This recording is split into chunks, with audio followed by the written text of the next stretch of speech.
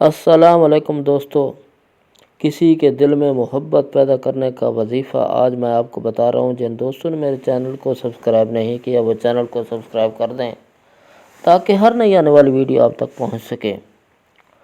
وظیفہ کسی کے دل میں اپنی جائز محبت پیدا کرنے کے لیے جس کو آپ سچے دل سے چاہتے ہو، اس سے شادی کرنا چاہتے ہو، ان کے لیے کریں۔ وظیفہ کرنے سے پہلے کچھ صدقہ خیرات کر دیں اور 2 رکعت نماز حاجت پڑھ لیں۔ وظیفہ جمعرات جمعہ کی درمیانی رات یا پھر اتوار اور پیر کی درمیانی رات شروع کریں۔ ٹائم روزانہ عشاء کی نماز کے بعد کریں۔ اول و آخر 3 مرتبہ درود شریف پڑھ لیں۔ درود شریف آپ کوئی سا بھی پڑھ سکتے ہیں، لیکن درود ابراہیمی پڑھنا سب سے زیادہ افضل ہے۔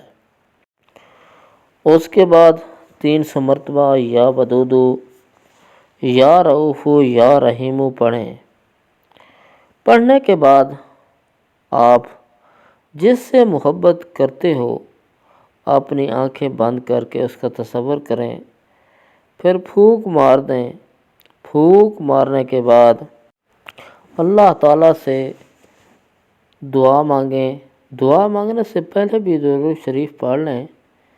جیسے بھی چاہے یہ درود پڑھیں اور یہ دعا کریں کہ یا اللہ اس کے دل میں میری محبت پیدا کر دے اور میری اس سے شادی ہو جائے۔